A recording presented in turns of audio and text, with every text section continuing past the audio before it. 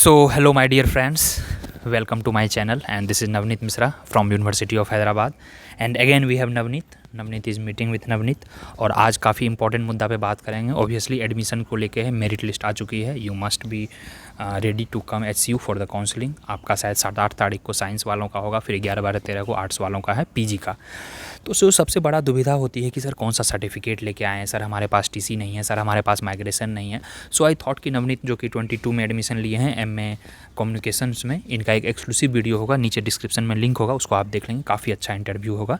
But again we will be talking कि admission का पूरा प्रोसीजर क्या था, what were the step wise procedure, what he faced, क्या क्या चैलेंजेज आए, कैसे आप हैदराबाद यूनिवर्सिटी कैंपस पहुँचे. जैसे आपको CIS बिल्डिंग पहुँचना है, सही बात है. तो सेंटर फॉर इंटीग्रेटेड स्टडीज आप कैसे पहुँचे, वहाँ क्या क्या सर्टिफिकेट दिखाना होता है. तो नवनीत स्टार्ट हम वहाँ से करेंगे एंड देन विल टेल कि कौन सा सर्टिफिकेट मस्ट है और कौन सा ऑप्शनल है. That means you can even submit later on the admission. तो नवनीत चलिए स्टार्ट वहाँ से करेंगे कि हैदराबाद या सिकंदराबाद उतरने के बाद क्या होता है, कैसे पहुँचना है, बताइए. सबसे पहले तो जहाँ भी आप जिस स्टेट से हैं उतरना तो सबको सिकंदराबाद ही पड़ता है. ऑलमोस्ट ऑलमोस्ट लगभग. हाँ, नियरेस्ट स्टेशन आप चेक कर हाँ, लीजिएगा. मतलब सबसे अगर बड़ा स्टेशन कोई है तो सिकंदराबाद ही है यहाँ से. करेक्ट. और वहाँ से आपके पास 2 ऑप्शन है, या तो आप कैब करके डायरेक्ट यहाँ पे आ जाएं, कैंपस में आ जाएं. लेकिन जिन बच्चों के पास मान लीजिए उतने पैसे नहीं होते हैं, तो वो लोग वहाँ से 10 नंबर पे चले जाएं, जो जहाँ पे भी उतरे. हाँ, प्लेटफॉर्म नंबर 10 पे चले जाएं. वहाँ से लिंगमपल्ली के लिए आपको 10 रुपये में आपको लिंगमपल्ली लिख हाँ, लीजिए गाइस. लिंगमपल्ली. क्योंकि ये मुझे अभी भी याद है कि जब मैं पहली बार आया था तो मैं ये नाम 4-5 बार मुझे याद करने के बाद याद हुआ था. तो मैंने सीनियर से ही पूछा था. तो उसके बाद लिंगमपल्ली आप उतर जाएं. वहाँ पे आपको कोई भी बगल में ऑटो या फिर आपको रैपिडो वाले मिल जाएंगे. वहाँ से रैपिडो या फिर ऑटो करके आप कैंपस आ जाएंगे. वहाँ से बहुत 100 रुपया देना है रिजर्व करने के बाद. तो ये तो रहा आने का प्रोसेस. उसके बाद लोगों को ये लोग बहुत ज़्यादा वो हो जाते हैं, क्या बोलते हैं, सरप्राइज हो जाते हैं कि नॉर्थ की साउथ ऑटो वाले का क्वेश्चन होता है. हाँ, मैं भी कन्फ्यूज हुआ था. तो नॉर्थ साउथ का ये कंसेप्ट है कि कैंपस आपका बहुत बड़ा है, 2300 एकड़ में. मैंने पिछले वीडियो में ही बनाया था. और मैं पिछली चीज़ों को रिपीट नहीं करूँगा. जितना हो सके मैं वीडियो को शॉर्ट रखने की कोशिश करना रखूँगा. और नॉर्थ या फिर साउथ का कंसेप्ट है, तो आपको उससे घबराना नहीं है. ये बेसिकली इस कैंपस को 2 पार्ट में डिवाइड किया गया है, नॉर्थ या फिर साउथ में. तो ये साउथ वाले गेट को बेसिकली कंबाइंड कैंपस है. हाँ, एक सर्कल है. हाँ, इधर से आइएगा नॉर्थ, उधर से आए तो क्लोज कैंपस है ना कि ओपन कैंपस है. तो साउथ गेट को बैक गेट भी बोला जाता है, नॉर्थ गेट मेन गेट है. तो आप कहीं भी उतरें कोई दिक्कत नहीं है, आप कहीं से भी कहीं जा सकते हैं. लेकिन जो बच्चे अगर मान लीजिए निगमपल्ली आते हैं, वहाँ से वो अगर साउथ आते हैं तो उनके लिए ज़्यादा बेटर रहेगा. वहाँ से CIS नज़दीक है. आप गेट के पास उतरते ही आप बहुत वॉकिंग डिस्टेंस पे तुरंत आप CIS के बिल्डिंग पे पहुंच जाएंगे. आपका एडमिशन जो होगा CIS centre for integrated studies में होगा. किसी से पूछिएगा with in campus, don't ask outside the campus. Outside the campus auto वाले से आपको बोलना है हैदराबाद यूनिवर्सिटी जाना है. यूनिवर्सिटी आने के बाद आप किसी से पूछ लीजिएगा कि भैया बता दीजिए कहाँ स्टूडेंट होंगे, प्रोफेसर होंगे, फैकल्टी होंगे, नॉन टीचिंग स्टाफ होंगे, बता देंगे कि आपको वहाँ जाना है. उसके बाद जैसे ही आप यहाँ पे आते हैं तो आप CIS बिल्डिंग पहुँचिए. वहाँ पे पहुँचने के बाद आपको लाइन में लगाया जाएगा गार्ड्स के द्वारा. अच्छा, टाइमिंग का भी इंपॉर्टेंस है ना. टाइमिंग का बहुत इंपॉर्टेंस है. अब मेरा ये मानना है कि बिल्कुल टाइम पे पहुँचे आप, क्योंकि हो सकता है कि बहुत सारे वहाँ पे पहुँचने के बाद आपको कुछ आपके पास प्रिंट आउट नहीं है या फिर आपके पास ऐसा डॉक्यूमेंट नहीं है. हालांकि कैंपस में सब हाँ, अवेलेबल होता है, लेकिन आप थोड़ा सा बहुत चिंतित हो जाते हैं कि मेरे पास ये तो नहीं है, फिर कैसे होगा. तो घबराने से और जल्दबाजी में जाने से अच्छा है कि आप बहुत जल्दी पहुँचे, टाइम पे पहुँचे, ताकि आपके पास इनफ समय हो चीज़ों को अरेंज करने में, एक्सेल फॉर्म भरने में या फिर जो भी वहाँ पे डॉक्यूमेंट फिलअप होता है वो करने में. और लोगों का क्वेश्चन ये बहुत ज़्यादा आ रहा है कि वहाँ माइग्रेशन नहीं है मेरे पास, TC नहीं है मेरे पास. तो डॉक्यूमेंट का सवाल रहा जहाँ तक, तो आपको 2 चीज़ों पे ध्यान देना है. सबसे पहले 10th या 12th का आपके पास मार्कशीट होना चाहिए, फिर सर्टिफिकेट होना चाहिए, जिससे ये क्लियर हो जाएगा कि आपने इस बोर्ड से इतने साल में आपका नेम और डेट ऑफ बर्थ चलेगा कोई. हाँ, दोनों में से कोई चलता है. बस वो लोग चेक करते हैं कि नेम और डेट ऑफ बर्थ आपका सही है फिर कि नहीं है. उसके बाद सबसे इंपॉर्टेंट अगर कोई डॉक्यूमेंट है तो वो है आपका कैटेगरी सर्टिफिकेट, चाहे वो आपका नॉन जनरल वालों के लिए. हाँ, और जो नॉन जनरल में जैसे EWS हो गया, और भी बहुत सारे कैटेगरी, OBC कैटेगरी है, जो भी है, तो वो सब आप बिल्कुल लेना ना भूलें. सबसे मेन आपका सर्टिफिकेट वही है, मस्ट है वो. और इन 2 बेसिस पे अगर आपका है तो एडमिशन आपका हो जाएगा. ठीक है. माइग्रेशन और ये जितने भी कॉलेज लिविंग सर्टिफिकेट है उसके लिए आपको 2 महीने का टाइम मिलता है आपको. उसके बाद आप सबमिट कर सकते हैं, उसके लिए घबराना नहीं है. बहुत सारे बच्चों का सवाल ये भी होता है कि अपने पेरेंट्स को लाना है कि नहीं, यहाँ पे साइन मांगता है. तो मैं इतना ही कहना चाहूँगा कि आपको यहाँ पे सीनियर से भी हेल्प मिल जाएगा, तो उसके लिए आप निश्चिंत रहें. उसके लिए मत सोचें कि मतलब पेरेंट्स आने चाहिए, आप खुद अकेले भी आ सकते हैं. हाँ, मैं भी लेके नहीं आया था, क्लियर सी बात है. तो ये 2 सबसे मेन चीज़ है. उसके बाद अगर आप जैसे ही आप वहाँ पहुँचते हैं CS बिल्डिंग के पास, तो आपको सबसे पहले जो है सो अपना अटेंडेंस लगाना है वहाँ पे। अटेंडेंस इसलिए ज़रूरी है क्योंकि हो सकता है कि आपसे जो अच्छे रैंक में हो यहाँ पे नहीं पहुँचे हो, लेकिन आपका जब आप रिजर्व लिस्ट में आपका नाम भी जाता है तो यूनिवर्सिटी सबसे पहले आपको उठाती है। आपको कॉल जाएगा कि आपका सिग्नेचर के बेसिस पे कि आपको एडमिशन मिल रहा है, क्योंकि अगर कोई भी लीव करता है तो थोड़ा सा एक्सप्लेन कर दूंगा। देखिए क्या होता है कि सपोज दैट कि टोटल पर्टिकुलर रिजर्व कैटेगरी में या रिजर्व में 10 सीटें हैं, ठीक है, और उसमें से हो सकता है 50 लोगों को बुला लिया या 100 लोगों को बुला लिया। वो ऐसे ही बुलाते ही हैं, ऐसे ही बुलाते पाँच हैं गुना, क्योंकि 10 के 10 नहीं आएंगे, कहीं DU चले गए, JNU चले गए, डिफरेंट कोर्सेज में, तो एक आया, 2 आया, फिर 15 रैंक वाला आया, फिर 22 रैंक वाला आया। इस तरह से जो 10 सीट का एडमिशन होगा, सपोज दैट वो 40 तक क्लोज हो गया एडमिशन, जो 41वां बच्चा है या 41st बच्चा उसको नहीं लेगा क्योंकि बोलेगा सीट क्लोज। परंतु आपको वहाँ सिग्नेचर लगाना है। यह नहीं कि मेरा एडमिशन क्लोज है तो हम भाग गए, नहीं, आपको अटेंडेंस लगाना है कि I am present today but I did not get admission because seat is full.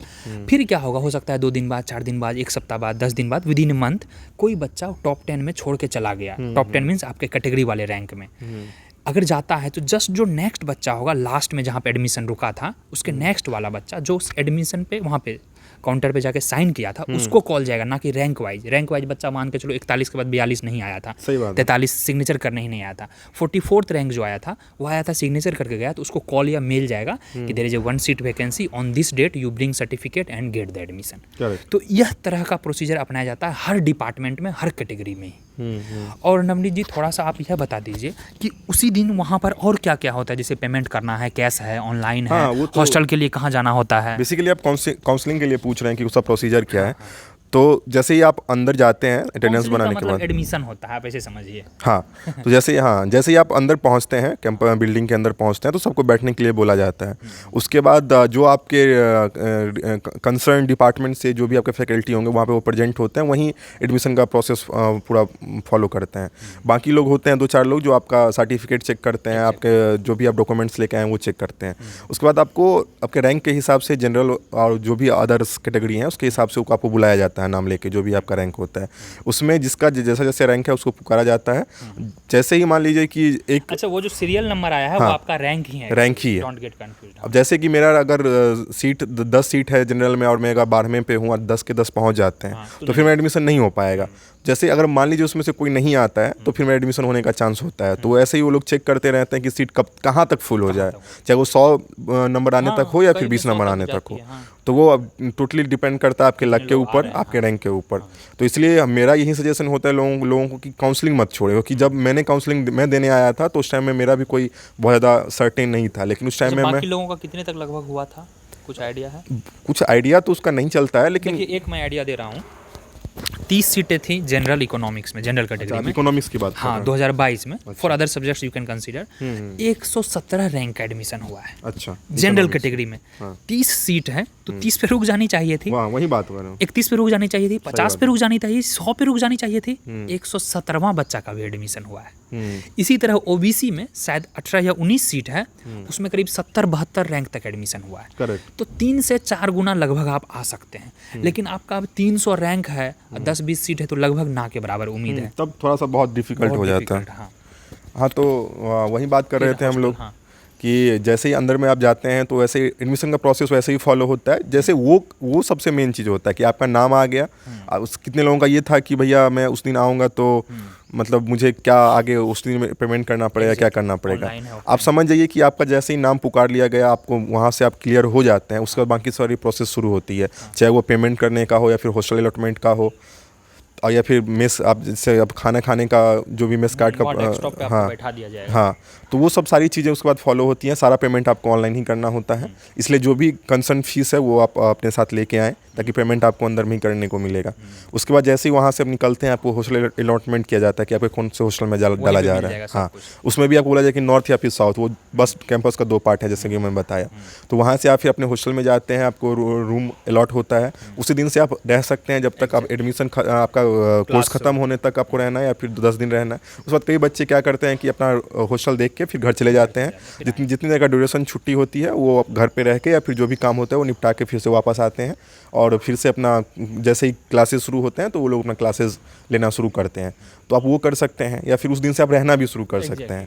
अब मेस कार्ड आपका चालू हो जाएगा नेक्स्ट डे के साथ, और यही सब बाकी हॉस्टल जाने तक का यही प्रोसेस है। और बात रहा कि पेमेंट या फिर कुछ भी का, तो उसके लिए घबराना नहीं है, आपको अंदर में वाईफाई दिया जाता है और बाकी सारी फैसिलिटी जो उपलब्ध होती है अंदर में आपको खुद से ही पेमेंट करना होता है। अगर कैश भी है आपके पास तो वहाँ दोस्त से ले लेके यार मेरा पेमेंट कर दो, मैं कैश दे दूंगा। लेकिन नहीं, ये सब इंसिडेंट वहाँ पे सामने लोग परेशान हो जाते हैं बहुत ज़्यादा कि मेरे पास तो कैश ही है।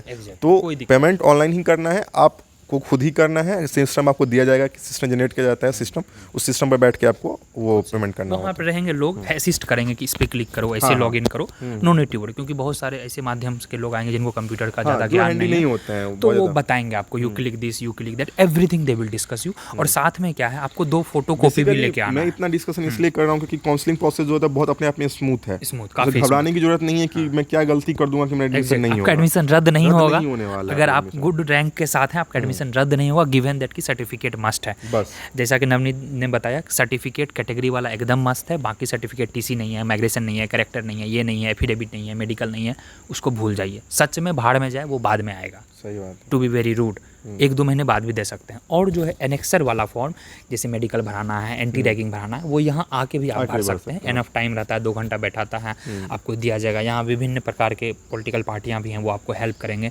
एंड डोंट थिंक कि वो आपको ज्वाइन करने के लिए दबोच रहे हैं, ऐसा कुछ नहीं है। कोल्डियर रिलेशन रखें, मिलें उससे, मदद मांगे, they are ready to help all kind of parties, जो भी आपका प्रेफरेंस है। वहाँ पे उनके पास फॉर्म रहेगा, आप फॉर्म लेके नहीं भी आए एनेक्सर वाला ना, तो वहाँ पे मिल जाएगा आपको, वो भर के देंगे, कोई दिक्कत उसमें नहीं। तो बिल्कुल आश्वस्त रहें। कैंपस के जैसे ही आप एंटर कर लिया, आप बिल्कुल सेफ़ हैं। इतना दूर कैंपस है, महिलाओं के लिए यह बिल्कुल सेफ़ है, चाहे 2 बजे रात हो, 4 बजे रात हो, बिल्कुल भी घबराना नहीं है। कैंपस काफ़ी कम खर्चीला है। मेस फ़ी तो बता ही दिया था लास्ट वीडियो में नवनीत ने, मेस फ़ी हार्डली 2 से 3 हज़ार पर मंथ आएगा। हॉस्टल फ़ी 500 रुपये है एक सेमेस्टर का, 6 महीने और बहुत सारे लोग मुझे कॉन्टैक्ट कर रहे हैं, पूछ रहे हैं कि रहने का क्या मतलब एडमिशन के टाइम पे। बहुत सारे लोग ऐसे हैं जो 2 दिन पहले भी लोग पहुंच रहे हैं। तो मेरा ये सजेशन है कि अंदर में एक तो गेस्ट हाउस है जहाँ पे आपको 500 के आसपास में आपको रूम मिल जाएगा।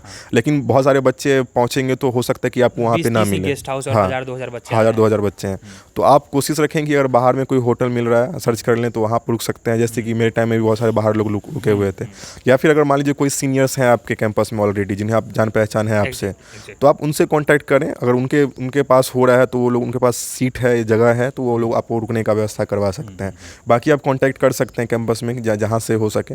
जो भी सीनियर्स है सब कोई हेल्पफुल है। वो ऑप्शन होटल है, हाँ, 700 में होटल एक रात के लिए रुक जाइए। तो रहने का भी कोई आपको सीन होगा नहीं, क्योंकि जहाँ पे ये जो कैंपस है वो अपने आप आसपास में बहुत डेवलप जगह है, तो कोई एरिया है, तो कोई दिक्कत नहीं है आपको, उसके लिए आप निश्चिंत रहें। ठीक है, तो चलिए, यह था कुल मिला का वीडियो का सारांश। और बिल्कुल आप मन में यह नहीं सोचें और नीचे आप कमेंट करना मत शुरू कर दें कि सर मेरा 82 रैंक है, 84 रैंक है, मेरा होगा कि नहीं होगा, मैं आऊँ कि नहीं आऊँ। यह रैंक में डिस्कस करने का कोई फ़ायदा नहीं है। जैसा कि नवनीत ने बताया, आपका नाम है, आप सक्षम हैं, फाइनेंशियली भी, फिजिकली भी। आपको लग रहा है कि हो सकता है मेरा चांस है, क्योंकि आइएगा तो थोड़ा चांस तो जरूर है अगर ख़राब भी रैंक है। लेकिन नहीं आइएगा तो 0 चांस है। Even your rank is 1। क्या रैंक 1 मान के चलिए, on the day of admission नहीं आया तो उसका नहीं होगा ना एडमिशन। हो सकता है 300 सीट है, 250 तक कोई नहीं आया तो 251 का होगा, 251 का होगा। तो इस तरह से आप समझे इसको। इसलिए मैं जिम्मेदारी नहीं ले सकता हूँ कि आपका एडमिशन होगा ही। मैं एक उम्मीद दे रहा हूँ, आपको होप दे रहा हूँ कि 3 to 4 टाइम्स आपका संभावनाएं हैं।